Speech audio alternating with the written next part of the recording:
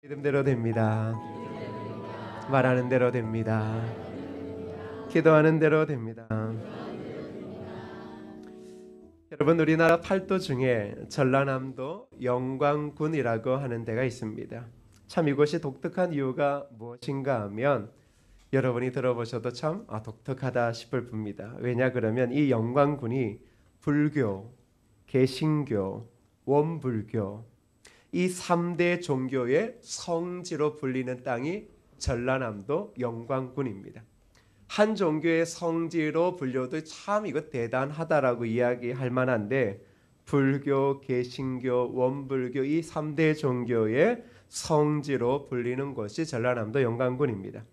특별히 영광은 6.25 당시 194명이 순교한 대표적인 개신교 순교지로 꼽히고 있습니다. 그 중에 전라남도 영광군 염산면 봉남리에 염산교회라고 하는 곳이 있습니다. 당시 전체 교인의 3분의 2가 되는 77명이 북한 공산군에 의해 순교를 당했던 곳입니다. 자, 이곳에 가면 순교자들의 이제 여러 상황들을 볼 수 있는데요. 그 중에 순교자 합장묘의 묘비에 이런 글이 새겨져 있습니다. 이들은 이 땅의 영화로운 삶보다는 저 천국을 소망하며 믿음을 지키다가 돌을 매달고 새끼줄에 묶인 채 수장당하고 구덩이에 생매장되고 죽창에 찔리고 몽둥이에 맞으며 목이 잘려지면서도 천국을 바라보며 마지막 순간까지 기도하고 찬송을 부르다가 순교의 제물이 되었다. 이 합장묘의 묘비에 글은 누군가 지어낸 것이 아니라 그때 당시의 순교자들의 그 모습을 생생히 기억했던 사람들이 이 묘비에 새긴 것입니다. 당시 공산군들은 성도들을 여러 방면으로 죽임을 가했습니다. 그 중에 대표적으로 바다가 가까워서 바다에 수장을 시켰는데, 여러분, 그 큰 돌을 새끼에 엮어서 그것을 사람들의 목에 매게 했습니다. 저게 당시 저렇게 사용되어졌던 돌이라고 합니다. 자, 저것을 목에 달고 공산군이 그들을 바다에 빠뜨렸습니다. 어떻게 되었을까요? 점차적으로 그들의 몸은 가라앉았을 겁니다. 그런데 더 신기한 건 뭐냐 그러면 그들이, 성도님들이 물에 빠져 죽어가면서도 살려달라고 아우성을 친 것이 아니라 찬송을 부르며 물속으로 하나둘씩 잠겨졌다라는 것입니다. 그리고 사진에 보니까 이렇게 적혀져 있습니다. 그들이 불렀던 찬양은 내 주를 가까이 하게 함은 십자가 짐 같은 고생이나 내 일생 소원은 늘 찬송하면서 주께도 나가기 원합니다. 이 찬양을 부르며 한 성도 한 성도가 주님의 품으로 가게 되었습니다. 우리가 순교자들의 여러 이야기들을 들을 때 또 그들의 삶에서 발견하는 고귀한 성품이 있다면 그것은 단연코 충성일 것입니다. 충성은 지금 우리가 살펴보고 있는 성경의 매우 중요한 주제입니다. 충성은 무엇인가 하면 주어진 자리를 지키는 것입니다. 더불어 그리스도인으로서의 복음의 가치를 지키는 것입니다. 생명을 위협하는 칼날이 목에 드리워져도 예수의 제자다움을 포기하지 않는 것. 충성은 예수 그리스도의 제자로서 그 자리를 지키는 것입니다.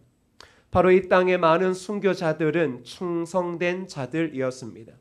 그들의 충성은 다른 것이 아니라 그리스도를 위하여 자신의 생명을 조금도 아까워하지 않고 그 신앙의 자리를 지켰던 것입니다. 그래서 충성이 우리에게 요구하는 바는 끝까지 버티라는 것입니다. 죽음을 당하더라도 복음의 가치를 잃어버리지 말고 그 자리를 지키라는 것입니다. 오늘날 거대해진 교회와 세상적 가치와 복음의 가치가 충돌하는 시대에 있어서 과연 그리스도인들이 충성되이 복음의 그 생명력과 그리고 예수 그리스도의 제자로서의 그 자리를 지킬 수 있을까라는 질문을 우리는 한 번씩 던져봐야 될 필요가 있습니다. 오늘 우리는 이 중요한 끝까지 버팀, 즉 충성, 신실함의 현대적인 의미들을 다시금 한번 살펴보면서 더불어 우리가 충성을 하지 못하는 이유가 어떤 원인에 있는지를 살펴보고자 합니다. 사랑하는 여러분, 오늘 우리는 아름다운 충성, 끝까지 버텨내는 충성에 대해서 이야기를 하려고 하는데요. 충성은 무엇인가? 그건 내게 주어진 것을 가지고 충성하는 것을 의미합니다. 내게 주어진 것, 내가 지금 소유하고 있는 것을 가지고 충성하는 것, 그것이 바로 오늘날 그리스도인들의 충성입니다. 마태복음 25장 14절 15절을 함께 읽어보도록 하겠습니다. 시작.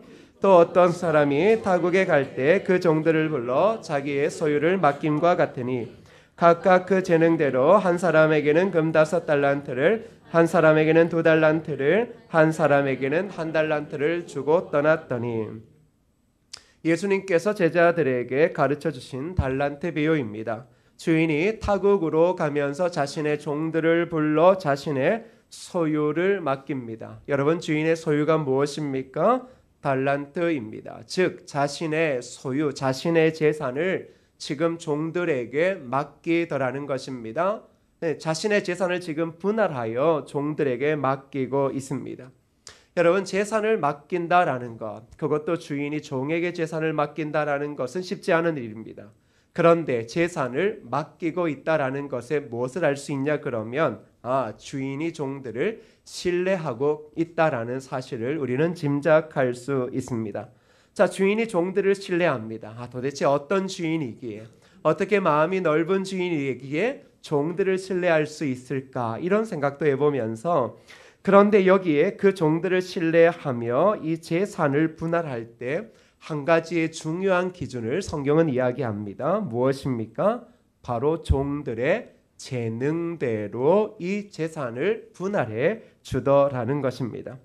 충성이라고 하는 것은 결국 하나님께서 나에게 주신 재능, 그 재능대로 섬기는 것을 의미한다는 것을 잊지 않아야 합니다.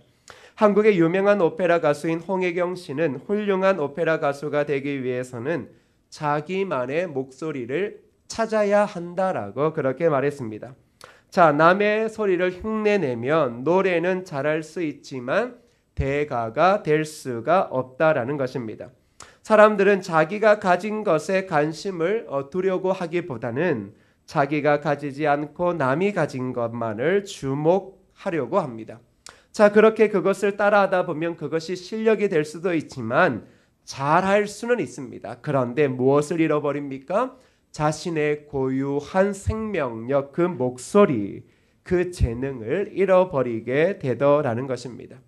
궁임 목사님이 쓰신 책 리액션이라는 책에 이런 글이 있습니다. 타인과 비교하고 환경을 비교하고 하다못해 과거의 자신과도 비교한다.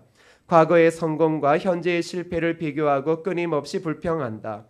지금은 이것이 없고 그때는 이것이 좋았는데 하면서 비교하기 시작한다면 감사는 생기지 않고 감사는 잘할 수 없다. 최초의 살인도 비교 때문에 생겼고 에덴 동산의 타락도 비교 때문에 시작된 것이다. 하나님은 우리에게 충성을 요구하십니다. 그런데 그냥 충성을 요구하시는 것이 아니라 우리의 재능대로 우리에게 귀한 달란트를 주셨습니다. 그것을 가지고 충성하기를 원하고 있습니다. 그런데 많은 성도들이, 많은 예수의 제자들이 충성의 자리를 지키지 못하는 이유가 무엇 때문인가라고 하면 바로 이 비교라고 하는 것 때문입니다. 여러분, 오늘도 우리가 교회 공동체 안에서 속해져 있는 하나님의 백성들입니다. 교회 공동체가 왜 중요합니까? 하나님이 예수 그리스도를 통하여 믿는 자들을 구원하시고 그 구원하신 자들을 한 교회 공동체에 모으셔서 교회를 통하여 하나님의 선하신 뜻, 시대의 뜻을 이루시려고 하기 때문입니다. 그렇다면 성도들은 먼저 교회의 자리를 충성되이 지켜야 합니다. 무엇대로요? 하나님께서 나에게 주신 재능대로 그 자리를 충성되이 지켜야 할 필요가 있습니다.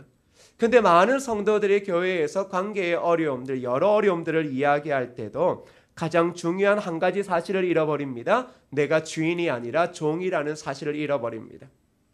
내가 종이라는 사실을 잃어버리니 어떠한 것들을 생각합니까? 여러 상황들에 대해서 판단하기 시작하고 더불어 사람들과 자신을 비교하기 시작하더라는 것입니다. 우리가 비교하기 시작하면 가장 중요한 것을 잃어버립니다. 무엇입니까? 내가 소중하다라는 것. 하나님께서 나를 신뢰하고 있고 믿어주고 있다라는 이 사실을 잊어버리게 되어집니다. 나무꾼이 산에 나무를 하러 갔습니다. 칡덩굴을 거두려고 붙들었는데 그게 하필 그늘에 자고 있던 호랑이 꼬리였습니다. 잠자는 호랑이 꼬리를 나무꾼이 칡덩굴로 알고 잘못 붙잡은 겁니다. 순간 호랑이인 줄 알고 나무꾼이 깜짝 놀라 나무 위로 올라갔습니다. 그러자 호랑이가 화가 나서 그 나무를 흔들어 버렸습니다. 나무꾼은 놀라 그만 잡고 있던 가지에 손을 놓았고 나무에서 추락했는데, 그런데 어디로 떨어졌겠습니까? 호랑이의 등에 떨어지게 되어진 겁니다. 그러자 이번에는 호랑이가 대래 놀라 몸을 흔들었고 나무꾼은 호랑이 등에서 떨어지지 않으려고 안간 힘을 썼습니다. 결국 견디다 못한 호랑이가 나무꾼을 떨어뜨리려고 질주하기 시작했고 나무꾼은 이제 살기 위해 사력을 다해 호랑이 등을 더 꽉 껴안았습니다. 마침 한 농부가 무더운 한여름 날씨에 밭에서 일하다가 이 광경을 보고는 이렇게 불평합니다. 나는 평생 땀 흘려 일해도 사는 게 이 꼴인데 어떤 놈은 팔자가 좋아 빈둥빈둥 놀아도 호랑이 등만 타고 다니니 어디 살겠는가 하고 팔자 타령하더라는 겁니다. 여러분, 죽기 아니면 살기로 호랑이 등을 붙들고 있는 나무꾼이 농부에게는 부러움의 대상이 된 것입니다. 우리가 남들을 보면 나보다 더 많은 은사를 받은 것 같고 축복을 받은 것 같고 나보다 더 많은 행복을 가진 것 같지만 그 사람이 지금 호랑이 등 뒤에서 살고자 어쩔 수 없이 호랑이 등을 타고 있는 것일 수도 있다라는 것입니다. 하나님께서 우리를 자녀 삼으시고 달란트를 주셨다라는 것은 우리의 성품과 능력을 신뢰했기 때문입니다. 우리는 지금 내가 몇 달란트를 받았느냐에 대한 관심을 가지고 있지만 주님의 관심은 거기에는 없습니다. 무엇보다 내가 그 종들을 신뢰하고 있다라는 것입니다. 하나님이 연약하고 부족한 종들인 우리를 신뢰하고 있고 그 신뢰 때문에 우리에게 재능을 따라 하나님께서 귀한 달란트를 맡겨주셨다라는 것입니다.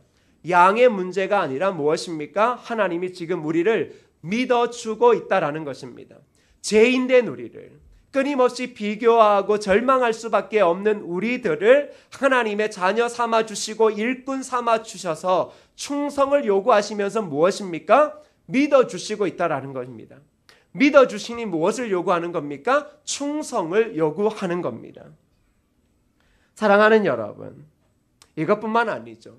하나님께서는 우리의 일을 맡기실 때 우리가 연약한 줄 알고 우리의 재능에 따라 감당할 수 있을 만큼의 달란트를 맡기고 있다라는 겁니다. 그냥 주신 것 아닙니다. 어떤 사람에게 너 과한 것들을 주셔도 안 되지 않습니까?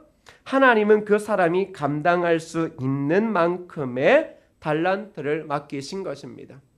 그런데 우리가 여기서 잊지 않아야 할 것이 하나 있습니다. 우리가 감당할 수 있는 만큼의 달란트가 성경을 보면, 주님의 말씀을 들어보면 고정적이라는 게 아니라는 겁니다. 자, 내가 한 달란트 받았다. 그게 죽을 때까지 한 달란트로 살아가는 것 아니다라는 것입니다.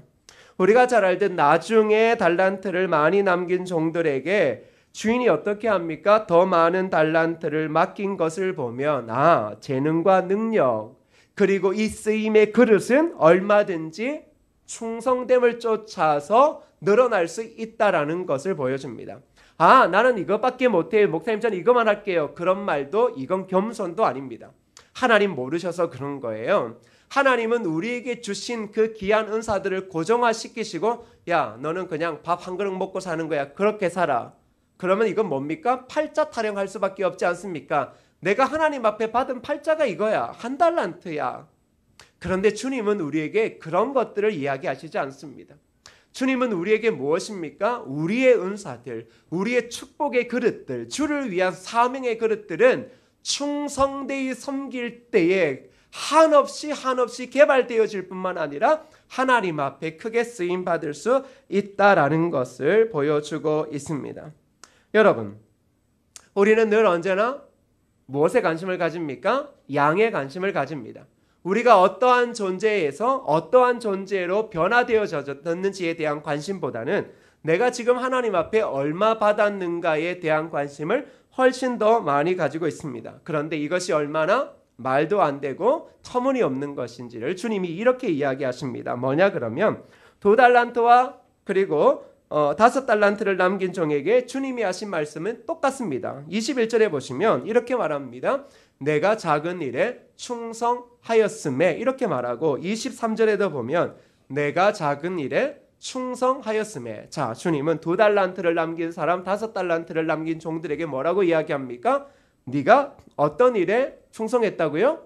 큰 일요? 아니요, 작은 일요. 1달란트나 2달란트나 5달란트나 100달란트를 받아도 하나님 보시기에는 그게 다 작은 일입니다. 근데 우리는 자꾸 어떤 생각 가져요? 많이 가진 것이 최고라고 생각하는 거죠. 그렇지 않다라는 거예요. 우리가 충성의 의미를 잘못 생각하니까 교회 안에서도 자꾸 비교하는 거예요. 내가 가진 것 적다. 내가 가진 것이 적으니까 무엇입니까? 남이 가진 것이 많아 보인다. 여러분 교회에서 여러분 나갈 때 과일을 하나씩 준다 그래 봐요. 똑같은 박스에 있는 사과나 배라고 할지라도 사람 눈에 따라 이게 크고 작고가 보이는데 가장 내 것이 작아 보일 때가 뭐냐 그러면 남의 손에 든 거 딱 볼 때 내 것 보면 내게 커 보여요, 작아 보여요? 작아 보여요. 애들한테 배 딱 갖다 주고 고르라 그래 봐요. 딱 골라요. 그리고 나서 지 거 보고 딱 보면 다시 바꾸재요. 왠 줄 알아요? 내가 분명히 고르기 전에는 이게 커 보여서 골랐는데 고르고 나서 내가 가지고 이제 저거 보니까 뭐가 커 보여요? 저게 커 보이는 거예요. 충성되이 섬기지 못하고 끝까지 버티지 못하는 이유, 우리에게 주신 하나님의 놀라운 신뢰 그리고 재능을 쫓은 달란트를 다 잊어버린 채 신앙인의 자세, 예수의 제자로서의 그 삶을 한 교회 안에서 묵묵히 버티지 못하는 그 이유는 다른 게 아니라 끊임없이 비교하기 때문이죠. 끊임없이 비교하니 자꾸 뭐예요? 나는 소외된다라고 느끼죠. 그리고 저 사람은 계속해서 뭐예요? 교회 안에서도 승승장구한다. 여러분 교회 안에서 승승장구하는 사람이 누굽니까? 도대체 누가 교회에서 승승장구해요? 도대체 교회에서 승승장구하는 사람이 누구예요? 승승장구하면 힘들어요. 헌금도 더 많이 해야 되고 책임감도 많아요. 승승장구할 생각하시면 안 돼요. 근데 그렇게 생각하거든요. 저 사람 역시 그래 나보다 낫지. 그러니 직분도 저렇게 받고 막 젊은 날에 저래 되지. 제발 허황된 꿈 깨세요. 교회에서 승승장구 해봤자 책임질 일만 많고 책임 못 지면 진짜 죄인스러운 거예요. 그렇지 않습니까? 제 말이 맞아요, 틀려요? 맞죠. 당연히 맞죠. 근데 자꾸 뭘 생각해요? 내가 하나님에게 받은 인정, 그 신뢰를 자꾸 잊어버리고 남을 보니까 어떤 생각이 듭니까? 이거 못 해먹겠네. 그렇지, 이 교회도 똑같아. 나 같은 사람, 가난하고 못 배운 사람, 인간 대접 안 하고, 돈 많은 사람, 배운 사람, 저 목사님도 젊어서 저렇게 말해도 결국은 똑같아. 왜 그런 오해가 생겨질까요? 딴 거 아닙니다. 비교하기 때문입니다. 나를 부르시고 나를 세우시고 여기에 심으신 하나님을 생각하지 않기 때문입니다. 사랑하는 여러분, 하나님은 우리에게 동일하게 이야기하셔요. 너희가 작은 일에 충성한다. 그래, 잘했다. 목사가 큰 일이에요? 작은 일이에요?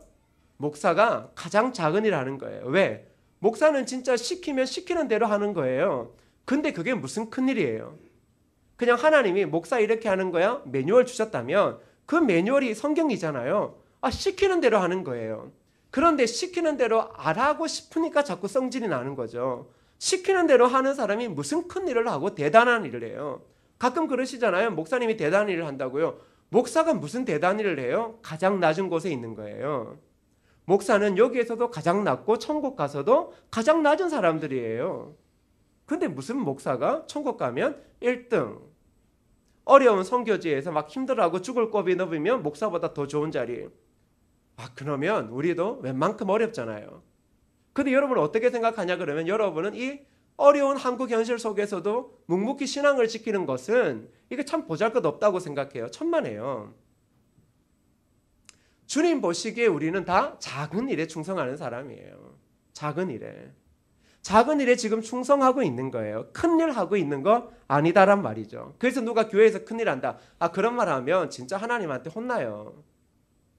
하나님 앞에서 큰일 하는 게 어디 있어요? 세상은 뭐라 그래요? 큰일 한다, 큰일 한다라고 하지만 우리는 주님 앞에서 다 작은 일 하는 사람이에요. 주님의 의도가 뭐예요? 너네가 받은 달란트 그거 중요하지 않다라는 거죠. 몇 개 가지고 있느냐가 중요하지 않고 주님의 관심은 딱 어디에 있냐 그러면 그 작은 일이라고 불려지는 그 삶에 어떤 태도로 충성하고 있느냐에 하나님 관심을 가지고 계세요. 그 이유가 있어요. 뭐냐 그러면 누가복음 16장 10절을 읽어볼까요? 누가복음 16장 10절입니다. 시작. 지극히 작은 것에 충성된 자는 큰 것에도 충성되고 지극히 작은 것에 불의한 자는 큰 것에도 불의하니라. 주님의 관심은 우리에게 주신 달란트의 양이 아니라 이 작은 일 가운데 제가 어떠한 마음으로 충성을 다하여 끝까지 버티며 사심 없이 사람들하고 비교하지 않고 내가 준 그 일을 감당하느냐 그거 보는 거예요. 여러분 우리가 애들을 이야기할 때도 직장에서 사람을 이야기할 때도 저거 작은 일에 어떻게 하는지 보면 제 미래가 뻔해 이렇게 얘기하거든요. 뭐냐 그러면 작은 것에 최선을 다하는 자는 나중에 큰 일을 맡겨줘도 어떻게 돼요? 교만하지 않고 최선을 잘해요. 그런데 지극히 작은 일 이런 거 나한테 시켜? 이런 사람은 나중에 큰 것 맡기죠? 똑같이 불평해요. 주님은 지금 우리에게 뭘 보시는 거예요? 그 지극히 작은 일에 어떤 마음으로 충성하는지를 보고 있는 거예요. 그것에 충성하면 하나님께서 어떻게 행하셔요? 한 달란트 받은 사람이 한 달란트 남겼으면 주님은 그 한 달란트를 줘서 2달란트로 또 일하게 하실 거예요. 그 2달란트로 또 충성되게 일하시면 2달란트를 더해서 4달란트로 사용하게 하실 거라는 거죠. 주님은 지금 뭐 보시는 거예요? 우리의 개인적인 능력치를 보는 게 아니라 그 마음을 보고 있다라는 겁니다. 우리가 아는 유명한 사람들 참 많죠. 그들의 특징이 있습니다. 뭐냐 그러면 다른 사람이 무엇을 하는지 잘 신경 쓰지 않는다라는 거예요. 그런데 우리가 보면 오지랖이 넓은 사람이 있어요. 딴 사람이 도대체 뭘 하고 살아가는지. 아니 내가 살아가기도 너무 힘든데 남이 뭘 하고 살아가더니 그게 무슨 우리의 인생의 대수사예요. 그런데 보면 남은 무엇을 잘하는지 그러니까 나를 안 보는 거죠. 그런데 그 유명한 사람들의 특징이 뭐냐 그러면 다른 사람이 뭘 잘하는지는 그만 보고 내가 지금 잘하는 것을 더 잘하려고 노력하더라는 거예요. 비교해봤자 어떤 일이 벌어집니까? 발전 없습니다. 오늘날 우리가 살고 있는 세상적인 가치는 뭐예요? 어릴 때부터 뭐 가르쳐요? 야, 너 최고의 사람 돼야 돼. 1등 돼야 돼. 피라미드의 꼭대기에 앉아야 돼. 그래야 네 밑에 수많은 사람 거스릴 수 있어. 넘버원 되라고 이야기합니다. 그래서 남들이 무엇을 하든지 신경 안 써요. 왜냐 그러면 넘버원 되면 모든 게 해결되잖아요. 그러니까 경쟁을 해요. 경쟁을 해서 피라미드 꼭대기까지 밟고 올라가야 돼요. 근데 한번 생각해 봐요. 여러분 가끔 보면 그런 사람들이 세상 바꾼대요. 사람들 바꾼대요. 어려운 사람들 잘 살게 한대요. 그런데 남 밟고 경쟁해서 남 머리 밟고 꼭대기 쓴 사람이 경쟁에 뒤처진 사람 마음 알아요? 몰라요? 모르죠. 그런데 무슨 수로 걔네가 세상을 바꾸고 사람 마음을 바꿔요? 못 바꾸죠. 세상의 가치는 뭐예요? 1등 해야 세상 바꾸고 사람 살기 좋게 한다고요? 그런데 배울 때부터 뭘 배워요? 사람 밟고 이기는 방법 배우잖아요. 그런 사람들이 1등 돼서 세상 바꾼다고요? 천만에요. 그러면 그렇게 시작하면 안 됐죠. 자기 머리를 다른 사람 발 밑에 들어 밀었어야죠. 그런데 자기 발로 다른 사람 머리를 짓밟으면 뭐예요? 세상 피라미드 꼭대기에 올라가서 무슨 말이에요? 내가 이 나라 살리겠다? 내가 어려운 사람 살리겠다? 아니, 어릴 때부터 다른 사람 발 밑에 짓밟혀 보지 않은 사람이 무슨 그런 걸 할 수 있겠어요? 세상 사람은 1등 돼야 돼요. 우리가 가끔 어릴 때, 제 때만 해도, 뭐 지금은 잘 모르겠어요. 제 때만 해도 이런 게 있었어요. TV에 보면 경쟁하는 거, 전교 1등, 2등이 아파트 맞은편에 살아요. 이것도 이상한 컨셉이죠. 설정이 이상해요. 자, 전교 2등, 전교 1등. 그러면 전교 1등이 새벽까지 막 공부하다가 새벽 한 2시 되면 부를 거예요. 그리고 나면 전교 2등이 부를 거예요. 그리고 나서 누가 불을 켤까요? 전교 1등이 불을 켜요. 이게 뭐냐 그러면 경쟁하는 거예요. 1등만 사는 거죠. 잘난 놈만 사는 세상이에요. 공부 왜 시켜요? 잘난 놈, 똑똑한 놈이 사는 거니까요. 그런데 한번 그렇게 경쟁하고 비교해 보세요. 나중에 어떻게 해요? 경쟁에서 못 이겨내가면 사람들 그래요. 그게 네 능력인갑다. 야, 팔자인갑다. 아니, 팔자대로 살면 억울하지 않습니까? 주님이 만일 우리를 부르셨는데 예수 믿는 사람들이 팔자려니 못 이겨요. 어떻게 살아가요? 그런 소리 하면 얼마나 기분 나빠요. 그런 거 아니겠죠. 하나님은 우리에게 뭐예요? 뭘 부르시는 거예요? 야, 1등 되라고 하신 것 아니에요. 하나님은 우리를 이 세상에 누구와도 다른 유일한 사람으로 만드신 거예요. 아름다운 사람이에요. 하나님께서 성부, 성자, 성령 하나님께서 태초에 사람을 만드실 때 뭐라고 그래요? 자기의 모양대로 만드셨잖아요. 그리고 뭐에 자의를 주셨잖아요. 아름다운 개별적인 존재라는 거예요. 똑같을 수 없다라는 거죠. 모두가 원하는 그 최고의 피라미드 꼭대기에 올라갈 수는 없는 거예요. 하나님 그거 요구하시는 거 아니에요. 뭘 요구하셔요? 너에게 주신 독특한 달란트가 있다라는 거예요. 너만이 하나님을 기쁘시게 할 만한 것들이 있다라는 거죠. 여러분, 가을인데 꽃 피지 않습니까? 코스모스. 근데 여기가 코스모스만 있어요. 이뻐요, 안 이뻐요? 징그러워요. 해바라기만 있어요. 이뻐요, 안 이뻐요? 징그러워요. 호박꽃만 있어요. 아주 아니죠. 호박꽃, 할미꽃, 제비꽃, 별게 다 있어야 이게 아름다움의 조화를 이루는 거예요. 하나님 그걸 원하시는 거예요. 야, 너네 다 장미돼야 돼. 아니요. 그러면 안 돼요. 가끔 우리 젊은 이제 여성들이 가끔 예쁜 얼굴, 최고의 미모를 가지고 싶대요. 그게 가능해요, 불가능해요? 성형수술 해가지고 계란 턱을 다 깎아내고 계란 얼굴이 됐어요. 근데 서울에 그런 여자가 한둘이에요? 아니면 정말 많아요? 지하철을 타고 반포 강남 쪽으로 자꾸 가봐요. 제가 참 신기한 거는 몸매도 비슷해요. 더불어 얼굴도 비슷해요. 걔가 걔예요. 도대체 어떻게 저렇게 만들어낼 수 있을까? 근데 걔가 가장 예뻐요? 안 예뻐요. 여러분, 최고가 되어져야 되는 게 아니에요. 각자가 풍겨내는 아름다움이 있고 그걸 하나님이 원하시는 거예요. 여러분, 공유 아시잖아요. 제가 만일 강남에 가서 공유처럼 해주세요라고 해서 공유 깎고 머리 여기서 파마해서 지금 얼굴을 공유로 만들었다고 생각해봐요. 뭐라고 생각해요? 목사님 공유 따라했네. 근데 공유보다 못하다. 그렇게 말하지 않을 거예요. 사람은 누구를 따라가는 게 아니에요. 하나님이 우리에게 요구하시는 바는 네가 너에게 있는 그 아름다움, 내가 너에게 품어놓은 그 재능대로 아름다움을 발하라는 거죠. 예전 교육전사 시절 때 친구 전사랑 이런저런 이야기하면서 참 재밌는 이야기를 했어요. 뭐냐 그러면 자기가 어느 날 시골 교회에 있을 때 수요 예배 설교를 목사님이 한 번씩 이제 하게 하시니까 도대체 어떻게 할까 하다가 그 당시만 해도, 그러니까 이제 그때가 뭐 90년대 아니겠습니까? 그때만 해도 가장 잘 나가는 목사님들을 좀 따라 해보자. 그래서 어느 날은 조영기 목사님처럼 설교하고 또 어느 수요일 날은 옥하는 목사님처럼 그렇게 교육전사 설교를 했대요. 그러면 성도님들이 수요예배 끝나고 나올 때 시골 어른들이니까 전사님 손을 잡고 전사님 오늘은 조영기 목사님처럼 하셨네요 라고 이야기하고 그 다음에는 목사님 오늘은 옥하니 목사님처럼 하셨네요 라고 이야기를 해요. 누구나 교육자들이 설교를 잘하고 싶어서 이런저런 유명한 목사님들의 흉내를 내봐요. 그런데 목회자들도 설교를 1등 하려고 하면 안 돼요. 여러분, 누가 설교를 가장 잘해요? 그거는 호불호예요. 여러분, 어떤 한의원이 가장 병을 잘 고쳐요? 모르죠?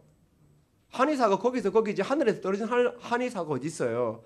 거기에요. 그냥 내가 마음에 들면 야, 여기 영한 의원이다 라고 이야기를 하죠. 누가 1등이에요? 1등을 어떻게 구별해요? 저도 교육전사 시절 때 어떻게 하면 능력 있는 목사로 딱 보여질까? 그때 생각했던 게 저희 목사님이 저한테 잘못 가르치신 거죠. 야, 목소리가 허스키해야 된다고. 목소리 들어보면 안 돼요. 목소리 들어보면 영성이 있는지 없는지를 안 돼요. 그래서 제가 그러면 나는 윤석전 목사님 스타일을 택해야 되겠다. 왜냐 그러면 목소리가 찬송도 못 불러요. 그냥 하여튼 뭐 목소리가 이상해요. 그런데 그게 막 영성이 있고 막 어른들이 막 눈빛이 다르다 그러고 막 그냥 막 성령이 불같이 온대요. 그때 생각했어요. 나도 우리나라에서 최고 가는 목사가 되어줘야 되겠다. 그러면 지금부터 목소리를 갈아엎어야 되겠다. 그래서 그때 여러분 돼지 멱 따듯이 생목 따기 시작했습니다. 기도할 때 막 여기 그러고 나서 지금 목사가 돼 서울에 왔는데 제가 부질없는 짓 했다라는 걸 알았습니다. 지금은 목소리가 좋아야 됩니다. 목소리만 좋아야 되는 게 아니라 감성도 뛰어나야 됩니다. 뭐예요? 제가 지금 윤석전 목사님처럼 목소리가 쉬어서 찬송도 못 부르고 맨날 이 목 새시는 소리 한다고 생각해봐요. 아주 젊은 애들은 지금 곤욕스러울 거예요. 야, 목사님이 젊은데 목을 어떻게 관리하셨길래? 기준이 다 다르다고요. 잊고 있는 게 있어요.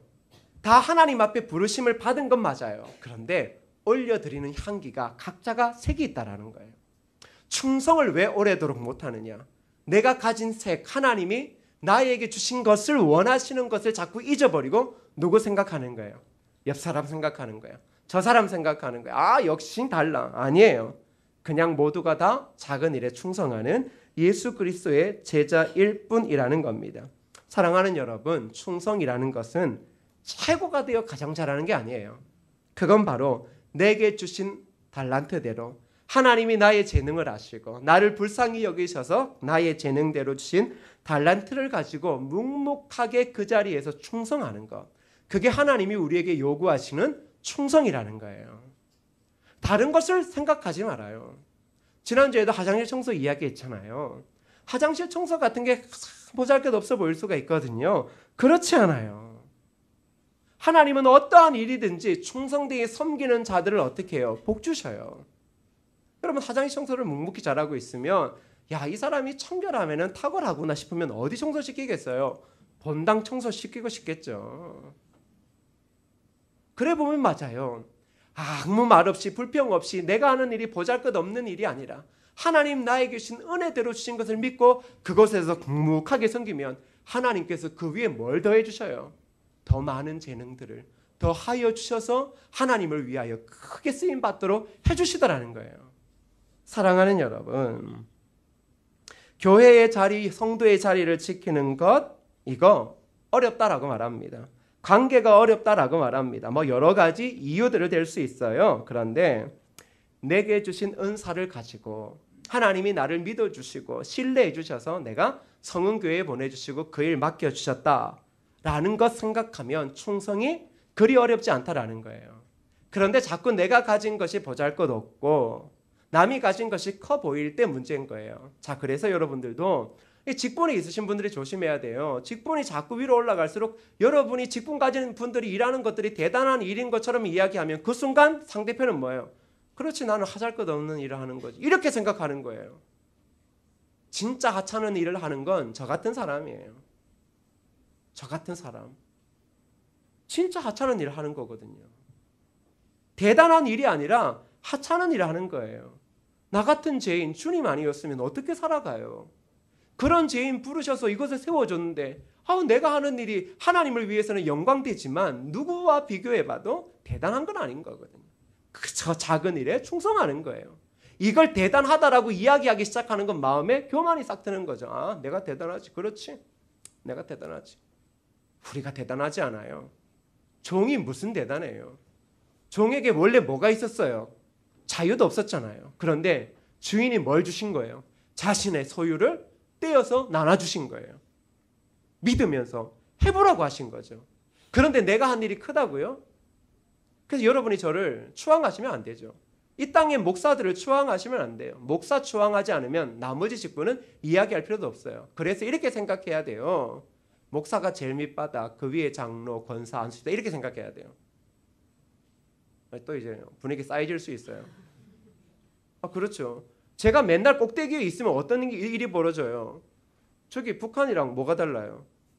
그렇잖아요. 맨날 꼭대기에서 있으면 뭐가 달라요? 너네는 무지한 백성이야. 말씀도 모르는 백성이야. 나 혼자 하나님의 말씀을 알아. 잘 들어. 어디 저주받아 죽을. 이런 식으로 하면 어떻게 되겠어요? 똑같죠. 무서워서 아무 소리 못하죠. 그 북한 아니에요? 작은 일에 충성하는 거예요. 주님 부르실 때까지 그저 작은 일에 충성하다가 됐어. 와 이러면 이러 가는 거예요. 무슨 미련을 가지고 내가 이 교회에 공로를 얼마나 남기 그게 무슨 중요해요. 주님 부르시면 지금 무슨 공로고 뭐고 간에 있는 거 써보지도 못하고 갈 거예요. 그러면 제가 문득 이런 생각이 들어요. 그래, 있을 때 쓰자. 절대 모아놓지 마요. 모아놓고 요거 내일 쓰자라고 하다가 오늘 주님 데리고 가시면 그거 엉뚱한 사람이 배불리 있습니다.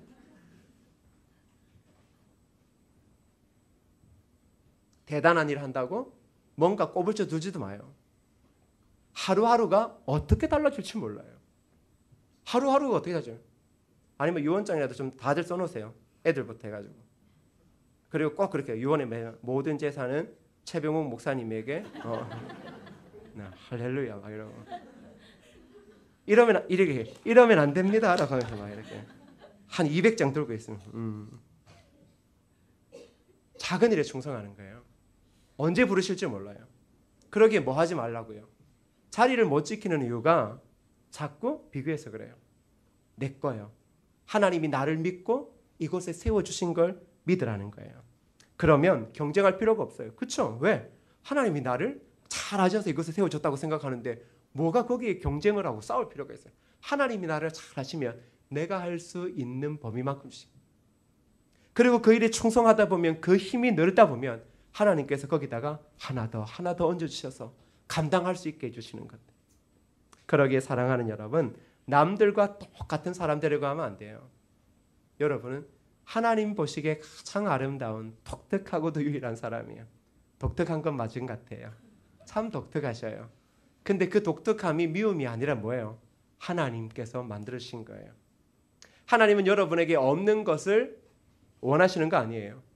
주신 것을 다시금 받으시기를 원하실 뿐이라는 사실이에요. 그러기에 사랑하는 성도 여러분, 저와 여러분들이 끝까지 자리를 지키는 게 어렵다라고 생각하지 마요. 그냥 하나님의 교회와 우리의 삶의 자리에서 나에게 주신 일들을 묵묵히 섬기며 나가는 것, 그러면 충성할 수 있어요. 충성할 수 있다고요. 그리고 뭐예요? 충성하다가 자꾸 옆 사람을 보지 마요.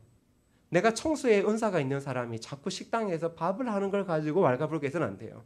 안 그렇습니까? 내 것이요. 나에게 주신 것들만 바라보고 요거 묵묵히 하면 돼요. 그럼 봐요. 자, 예로 우리 교회 같이 오늘 끝나면 청소, 밥, 그 다음에 섬기는 게 있잖아요. 그냥 각자가 자기의 자리에서 일하면 돼요. 이게 다 작은 일이에요. 작은 일이 뭐예요? 뭘 해요? 조화를 이루어 하나님 앞에 영광 올려드리는 거예요. 여기에서 더 큰 일이 있다 없다? 무슨 더 큰 일이 있어요? 다 같이 모여 그 주님께서 세우신 그리고 재능 따라 주신 작은 일에 함께 충성할 때 이 교회를 통하여 하나님 영광 받으시고 이 교회의 그릇을 점점점 더 크게 하시는 거예요. 작은 것에 충성된 자들은 나중에 큰 것에 충성되다. 이 말을 좀 기억했으면 좋겠어요.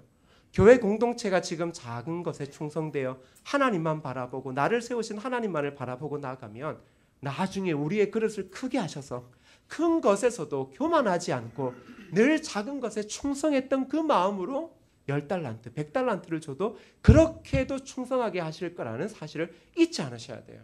사랑하는 여러분의 삶의 자리도 똑같습니다. 지금 주어진 것에 작은 것에 충성 다하십시오. 하나님께서 어느 순간 더 많은 것들을 더 부으셔서 그곳에 여러분을 충성하게 하실지 어떻게 알겠습니까? 내게 작다. 그래서 소홀히 해야지.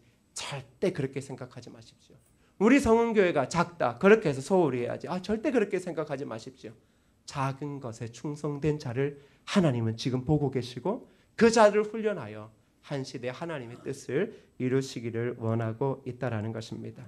결국 그러한 자들이 모여 있는 곳에 풍성한 하나님의 축복이 내려워지고 점차 다가오는 미래는 무엇입니까?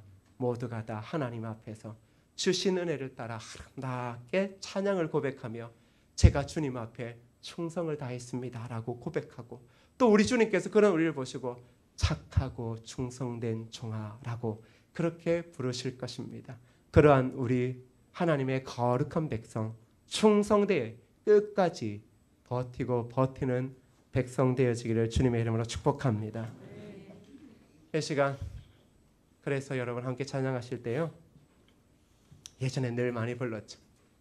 부르면 좀 이렇게 부담돼요. 왜요? 부름받아 나선이 몸 어디든지 가오리다. 아골골짝 빈들에도 복음 들고 가오리라. 이거 잘못 해석하면 안 돼요. 부름받아 나선이 몸 나 혼자 알아서 기도하다가 가야지. 그러면 목사가 갑자기 되게 어려워져요. 제가 이제 이왕 말 나온 김에 그 부모님 여러분 청년들 결혼시킬 때 어떻게든 교회 근처에 집을 꼭 얻어주세요. 얘네들 힘들다고 김포 일산으로 가면 절대 교회 안 들어가는 애들이에요. 아니면 여러분의 집을 얘네 주고 부모님들은 요 앞에 월세로 살든지 그렇게 해요. 어떻게 부름 받든 말든 기회만 있으면 떠나려고 할 가능성이 엄청 높아요. 제가 한 번씩 얘기해요. 애들도 봐주지 마요. 멀리 있는 교회 주변이 아니라 멀리 있는 애가 결혼하면 애도 봐주도록 하지 마. 자꾸 힘들어져요. 뭐가 기회만 있으면 떠날 생각을 하고 기회만 있으면 자꾸 없어질 생각을 하면 안 돼요. 뿌리 내린 거예요. 뭘 내렸다고요? 뿌리. 어떻게? 성원교회에 깊이 뿌리를 내린 거예요. 이 뿌리를 뽑으면 어떻게 돼요? 뿌리를 뽑아서 딴 데 가면 더 잘 될 거라. 저는 반대예요. 그럴 일 별로 없어요. 자꾸 마음이 불편하니까 그 생각하는 거예요. 이 뿌리를 뽑아서 딴 데 가자. 뭐 교회가 다 똑같지. 맞아요. 교회 다 똑같대요. 그런 식으로 따지면 나부터 그래. 교회 다 똑같지. 뭐 딴 데 다니면 똑같지. 맨날 우리 뭐 생각해야 돼요? 뿌리 뽑아서 옮길 생각해야 돼요. 우리 한번 그래 볼까요? 저부터 당회원 장로님들 오늘 딱 할 때 우리 다 모이세요. 이제부터 우리 뿌리를 뽑아서 저부터 당회원 장로님들 다 각자가 좋은 곳으로 계속 떠날 생각만 해봅시다. 이렇게 해봐요. 어떤 일이 벌어질까요? 다음 주부터 교회 안 와요. 왜? 뿌리 뽑아서 딴 데 심을 교회를 찾아봐야 되니까요. 뭐 하러 교회 오겠어요? 충성이요. 힘들고 어려운 자리예요. 근데 주님이 지금 지켜보고 계시나 잊지 말아요. 성은교회 이 자리가 왜 안 어렵겠어요? 근데 하필이면 이 교회를 보내신 거죠. 하나님의 뜻이 있겠죠. 도무지 이해를 못 하겠어요? 왜 보내셨는지? 근데 뿌리를 내리게 하시죠. 그럼 뭐 해야 돼요? 하나님의 뜻, 내 재능대로, 내 은사대로 하나님 여기를 통해서 나에게 영광 받으실 만한 일들이 있구나. 그렇게 생각하면 뭐 하라고요? 그냥 충성하면 되는 거예요. 그러다 보면 하나님께서 우리를 귀하게 여기시고 충성된 종이라 하실 거예요. 이 찬양 부르실 때 꼭 기억하셔요. 주님 오실 때까지 내 삶의 자리, 교회 공동체의 자리에 뿌리를 깊이 내려 어떠한 상황에서도 복음의 생명력을 잃어버리지 않고 예수의 제자의 그 정체성을 잃어버리지 않고 살겠다고 우리 그러한 마음으로 우리 함께 이 찬송 1절 2절 함께 고백할게요.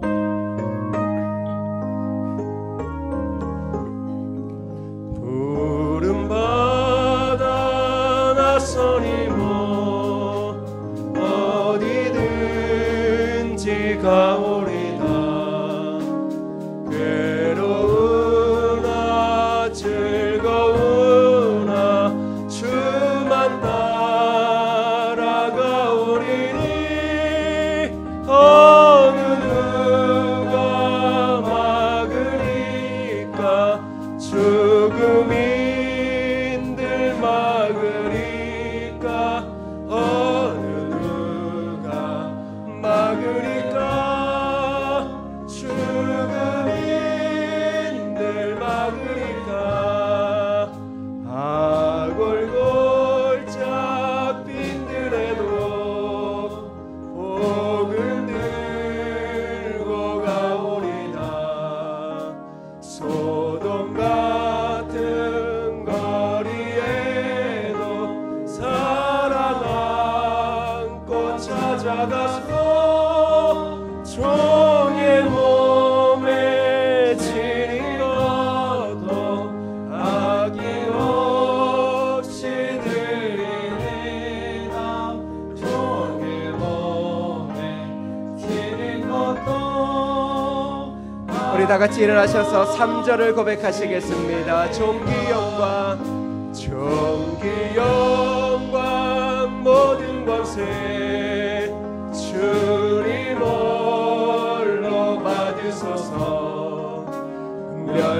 멸시천대 십자가는 제가 지고 가오리라. 이름 없이 밑도 없이 감사하며 섬기리라. 이름 없이 빛도 없이 우리 3절 한 번 더 고백합니다. 존귀 영광 모든 권세 주님 홀로 받으소서. 멸시천대 십자가는 제가 지고 가오리